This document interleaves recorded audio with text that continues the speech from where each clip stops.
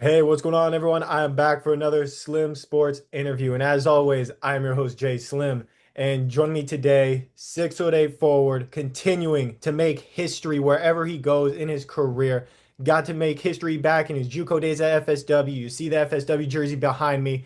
Got to know him there as Mr. Double Double. And ever since then, he's taken the reins wherever he's gone at the Division One level and has made history for those programs, including the first ever March Madness win in the first round, not just for McNeese State, but the Southland Conference altogether. I'm talking about the one, the only, Bryant Selebangue. How's it going, B?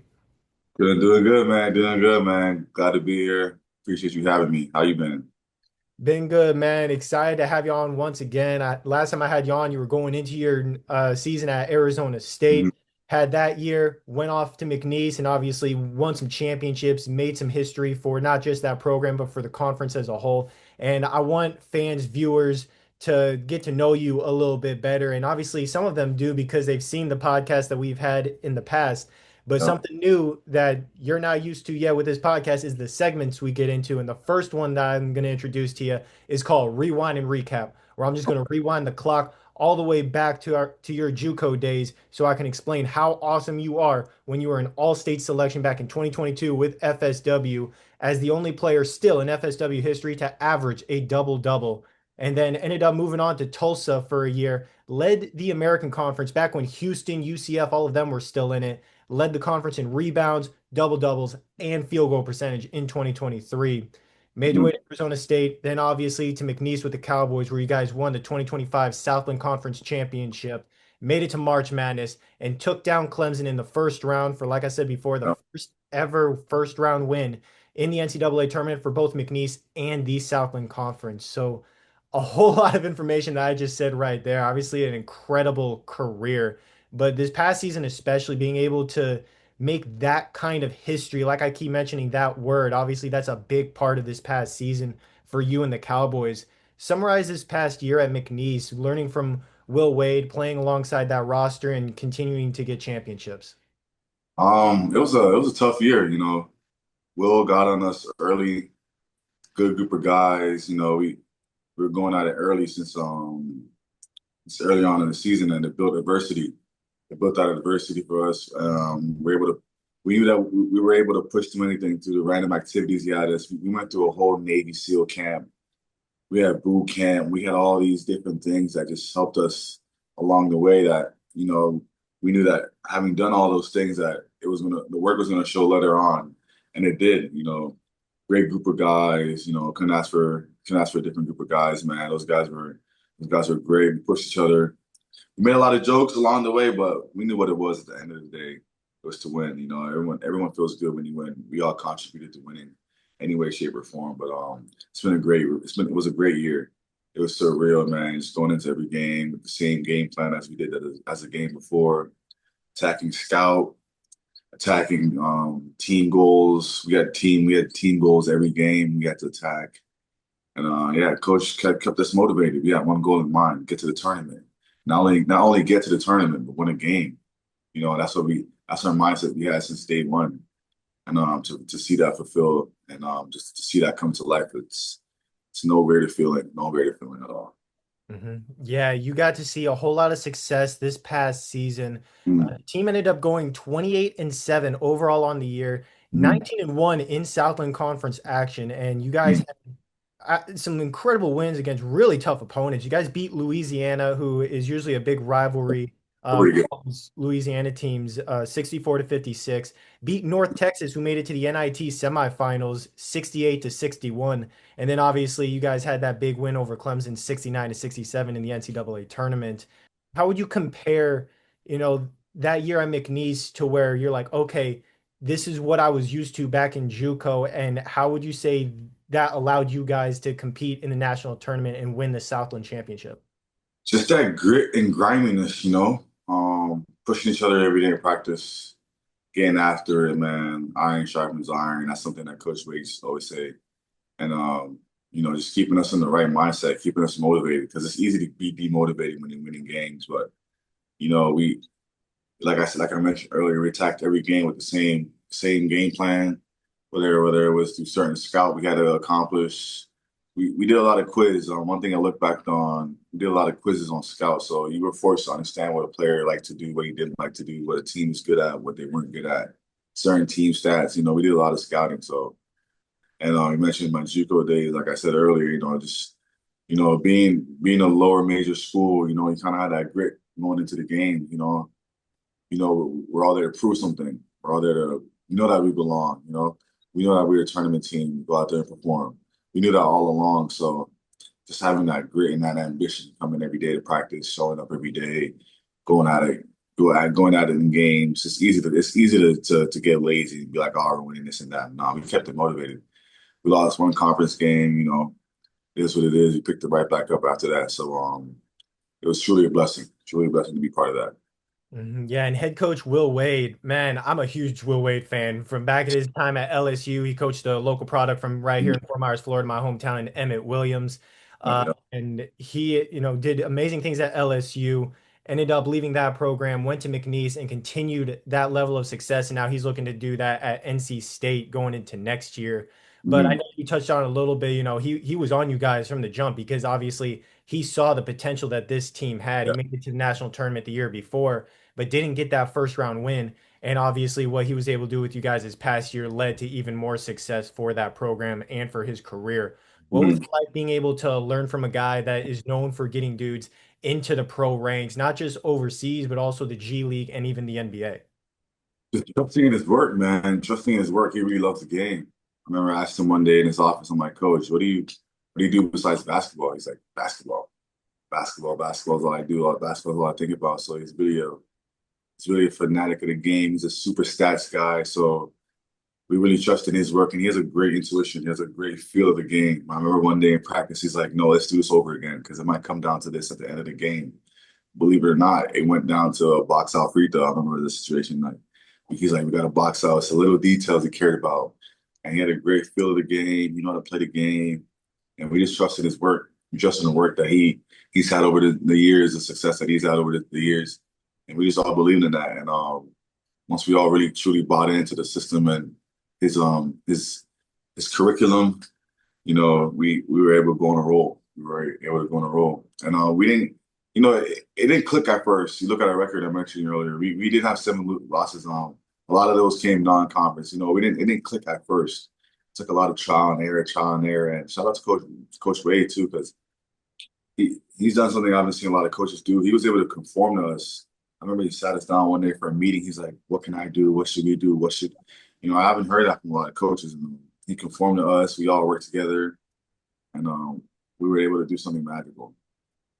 Absolutely, man. And obviously, he brought you in because he knew the type of big man that you would be for this program, being a Mhm. dominant rebounder, dominant presence in the post. And Mhm. you had some big time dunks during the season, some big time highlights that I was watching all season. I tuned into every single game to support my guy, Bryant Selebangue. And I put what I feel like are your top three plays from this past season in this segment that I like to call Make That Play, where I'm going to go through and talk about what I felt like were the top three, but obviously, I'm just Mhm. a stats guy. I'm the fan in the stands. You're the one actually on the court doing what you do best. So, what would you say was your best play from this past season? My personal best play, my favorite play or best play. Either one. My favorite play was getting my best play was getting that bucket in the tournament where like in Purdue, like crucial crunch time, Superman, just getting that bucket, man. I felt so energized. If you go back and see the footage, like I just felt the juice, man. That game was just the crowd, the energy was amazing, man. I'll forever remember that bucket. And and my favorite play was Padir Copeland. He did a behind the back pass, past the defender's head, and I just caught it and dunked it. And I remember I'm like, wow, this kid like playing with Cartier Copeland this year, he was good, man. Just the way he was able to pass the ball, how crafty he was, and playmaking. He was a good guy. Shout out to him and Wade. He's going out there a little way too, but someone I like enjoyed playing with, and that's definitely one of my favorite players this year. Yeah. Absolutely, man. Well, you know that I love it when you put people on a poster. And Yeah. that's exactly why I have at number one going against New Orleans, where you had an and one poster slam ended up catching it, driving right down the middle of the paint, Oh, guarding, getting it to you, and boom, right on top of not one but two defenders who fouled you. You ended up going to the free throw line for a 3-point play there. Number two, going against Stephen F. Austin, nice little inbound play where they ended up inbounding it to you. You faked the handoff, tricked the defender. He ended up going trying to help, but you ended up running down the baseline and boom, right on top of them for a one-handed slam on a just insane inbound play, like I mentioned. And then yeah, I number remember that. three, going against Texas A&M Corpus Christi, had a ball reversal handoff, led straight into the pick and roll, and you were wide open right down the lane for another big time two-handed slam on top of the Islanders. So I you were remember that. able Yeah. to make a huge impact for this team throughout this season Mhm. on a team that had a lot of high-level scores and a lot of high-level athletes. Christian Shoemate, shout out to him. He Mhm. was insane for you guys this past year as the starting 4 or 5 man. And when they would have you and him in at the same time, nobody was getting a rebound except for the Cowboys. Both of No, you were great. Garcia ended up being player of the year, I believe, in the Southland. You mentioned Copeland. And Brandon Murray, he used to play for Will Wade at LSU, so he's a Power Five guy like yourself coming into the Southland. How would you describe your overall role for this team this past season when you have so many high level scores and you know, okay, I may have to take a back seat on the scoring front, but my role is X, Y, and Z that I need to do for this team? my role never changes on any team I get on, and that's just to be an offensive. That's just to be a rebounding presence, on offense and defense. At one point this year in Southland Conference, I think I was leading in offensive rebounds, and that's just something that I've always been able to do naturally. It's a knack that I have, and I bring that to me on every team I get on. Getting on the glass is something that I enjoy doing, and it's hard to keep me on the glass because that's something where like it's footwork, speed, strength. It's a mix of a lot of things too. Just having a good read, and I knew that coming into McNeese this year there would be a lot of guys, a lot of scorers, and I didn't let that deter me from my role, and when I know that I knew what I had to do. I've been in college a long time now, so it's easy for me to pick up what I got to do on the team and how I'm able to impact the team to get wins. And I was able to contribute any way, shape, or form this year for us to get into that, get put in the situation going to go in the tournament. And like I said, we all had to sacrifice. We all had to do something, pay due to the team. We did this thing every day where we'll deposit a dime or a penny into a piggy bank, and it was symbolic for just depositing every day something into the depository or depository. I don't want to say, but just depositing into that and building on top of that, stacking on top of that. So that's something that I was grateful for this year as well. Absolutely. I remember you and I we had a call while you were in the portal after you left Arizona State, and you told me Mhm. McNeese had talked to you. And I don't know if you remember, but I remember telling you, I said, dude, you guys will go to the tournament if you go to McNeese. Yeah, yeah, just Enough, pull that clip up. Pull that sure. clip up. Yeah, I remember that. I remember that. Hey man, sure enough, that's what happened. You ended up going there and coming off the bench for them. You ended up averaging around 4 points per game, four Mhm. and a half rebounds. So effective shooting wise, over 60% from the field, 63.6 field goal percentage on the season. And you had some great outings overall. You had 12 points, 4 rebounds against New Orleans, 10 points and 9 boards against Stephen F. Austin, and 14 points on 7 of 8 shooting going against Led Tournier, some NAIA team. I apologize if I mispronounced their name, but your team overall in the conference, first in points allowed, which ranked 16th nationally. So one of the best defensive teams in the entire country. And then second in points per game and field goal percentage. So not only were you guys stopping people whenever you wanted, but you also were taking effective shots to where you knew you could make them. Obviously, you yourself included with the 63% field goal percentage. Mhm. What really went into this effort on both ends of the floor to be so dominant in the Southland Conference? It does start with defense. We switched everything. That was our philosophy. We switched all 1 through 5, and that's another reason why Roy wanted me there at McNeese because I was able to guard on the perimeter as well. So we are able to heat up different guys, throw different bodies at different positions all the time, and it kept guys on their toes. And like I said, mentioned earlier, our scout too, we scouted very well. We knew what guys like to do, what they didn't like to do, what percentages that they shot best at, where they shot worst at. So all that played a factor into stopping teams. We had a great defensive coach. He was out there pushing us every day in all the drills. Coach Chambers was on us, man. He was on us all individually. And he mentioned us being efficient. Like I said, we had DJ Richards, we had Garcia, man, player of the year. Those guys, they're not missing. So they're going in there to score. Um, we had my guy, Sincere Parker, absolute bucket off the bench. He's coming, he'll give you 20, 25 off the bench easily. So he's not missing as well. A lot of guys are very efficient teammate as well, too. He was efficient around the rim. And we were able to just all put it together piece by piece, and it showed. We pushed all the way through the end. Yeah, and you guys ended up going off, running through the Southland tournament. Mhm. Obviously won that championship there in the tournament and in the regular season. So unquestioned Southland Conference champs in 2025. Then went on to the national tournament. And I want to talk about this game specifically because Mhm. obviously, like I mentioned before, first round win in the NCAA tournament, not just in McNeese history, but also in the Southland Conference. What was the game plan going into this? What was the execution like on the court to go off and beat the Tigers to go to the round of 32? Same like it is every other game. Same like it is every other game. We treated this game like no other game, and that helped us, man. It was just another one game at a time. We took every game one game at a time. It didn't matter the level, score, and our non-conference was loaded, man. We played Alabama. They were ranked number one or two at the time, and I'll forever say this: I've never seen a crowd so quiet. Um, we've been in those situations. We played these big teams, so when the lights came on, we knew we were well prepared, and we came out swinging, played hard. We played like we came out there hungry, and Clemson, they couldn't respond. They tried. Like, kudos to them. I give it to them. They were hitting threes. They were hitting clutch shots towards the end of the game, but at that point, it was too late. And we were able to run away with the win. It was surreal. Like, history was made. I see, the coaches celebrate, AD celebrate, fans celebrate. Man, we did something history. We did something historical. Yeah, you guys did amazing. I was so happy for you. I'm beyond proud of you with the career that you've had, and you're continuing that going into next year with Western Kentucky. Ended up entering the portal after Will Wade left as the head coach, where pretty much a majority of the roster ended up leaving. And Mhm. obviously, you're going to suit up for the Hilltoppers and reunite with your former junior college head coach in Eric Murphy, who's one of the lead assistants for Western Kentucky.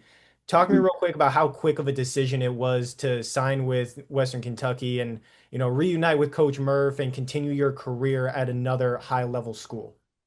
It didn't take too much convincing, man. Because Coach Murphy wanted me to go there before I committed to McNeese. And once I seen the interest was still there, I got on the phone with the coaches and I seen how they were rebuilding the team, what we spoke about. It was a no-brainer. I ended up committing here without even taking a visit because I was bought into what Coach Hank was saying. I was bought into what Coach Murphy was saying. They're gonna get me ready for this year, just coming up year. Had my best collegiate career so far. And so far it's been great. I've already been here a week. Workouts have been amazing. The guys are great. Coaches are great. We're getting better. We're building day by day. And I'm just super excited for this year because I know what we can get out of this year. If we all lock in, we all buy into one thing, and it's to win. And we're all willing to sacrifice to win. And I know it could be a beautiful thing. Yeah, and it's amazing to see where you've come since your junior college career. I remember coming out of JUCO when the season was done, you and I had a conversation. You're like, man, I'm surprised I'm not hearing from more schools. You had heard from, I believe, Buffalo, I want to say Northern Illinois, a couple of others here and there. Then Tulsa ended up giving you a call. You went there because you and I had talked, and I told you, dude, they're going to come. You were a dominant player this past season. I still, to this day, say you should have been an All-American. So I don't know what the NJCAA was thinking. But guys like you were hitting gems. Yourself, Jonathan Dos Anjos, Kayem Cleary, guys I have also had on the podcast.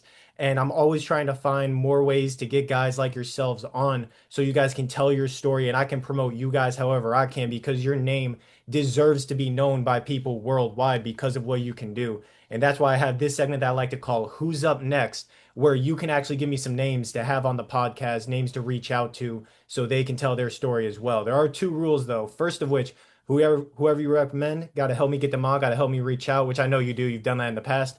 And number two, I do need at least one name where they were not a teammate at McNeese this past season.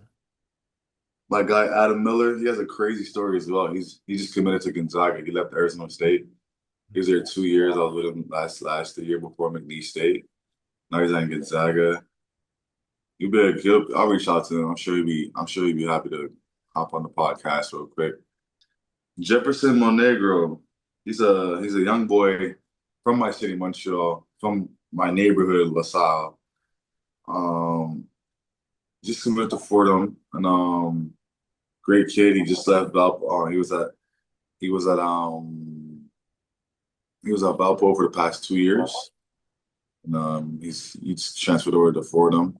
I'm sure he'll be someone that will like to share his story as well, and maybe happy to get on the podcast. And I'll holler at those two guys, see if they're interested in coming on. But I know plenty of guys that come on the podcast as well too. But nah, those two are the two names I can think of right now. That'd be nice. There you go, man. Absolutely. Definitely can't wait to reach out to them. Adam Miller, I know, Yeah. well, he's phenomenal career as well for him, just like yourself. And like I said before, you're looking to continue that this upcoming year to make it back to the NCAA tournament, get all conference honors, whatever your goals are, you're looking to make that happen going into your last year of collegiate eligibility. So Mhm. what's next for your game? What's next for your bag, as players like to say, where you're trying to improve on that this up during this offseason for this upcoming season to where you can go in and be one of the best bigs in Conference USA? Definitely, I am definitely working on a jumper. I have a coach in Montreal that's always been in my head telling me, get a jumper, get a jumper, get a jumper. And I have been working on it. And this year, I believe this is the year I have to showcase that I'm able to knock down a jumper, knock down a three. And that's the next step in my game. As this is being my last collegiate year and entering into my pro game, professional career, I do want to showcase that I'm able to shoot. And that's something that I've already started to work on with the coaches here. I'll continue to work on preseason into the season, and then be able to showcase that throughout the year. And I'm definitely excited for that. Definitely excited for that. And to be able to play make too on the perimeter, that's something I've always been able to do, but just certain roles, certain assignments and everything, I wasn't called for that. But this year on this team, I do believe that there's a piece I'm able to fill in that, and definitely excited to be able to showcase all these moves and all these things I'm able to do. And yeah. Hey, absolutely, man. And like I said before, beyond blessed to have been able to see your career since the JUCO days. I did Mhm. stats for you, and I've mentioned it both times I had you on beforehand, and obviously I got to mention now, still only FSW player in history to average a double-double, 300 rebounds in a single season, still hold a single game record with 18 rebounds. And I'm pretty sure, and I don't know if Coach Murphy even knows this, the only player not just to ask me how many rebounds he had while going into the game, but to ask me while you're lining up to rebound on a free throw, how many rebounds you needed to get to a double double. I don't know if you even remember that, but you're still the only player to ever do that. That And helps. that was one of my favorite memories of all time, and it's why you're one of my favorite players of all time, not just as an athlete, but more importantly as a person. And Mhm. I'm so blessed to be able to continue to have you on the podcast, get to promote your game and get your name out there, man. So thank you so much for taking time out of your busy schedule to hop on the podcast once again. Always, man. It's always love with me, man. Since day one, you show love, and I show love back. Always support you no matter what. And I'm excited for the year for both of us. The next chapter. It's always something interesting, and I'm grateful for it. And I just want to say God bless you and everything. Hope everything's good on your end, and I appreciate you having me.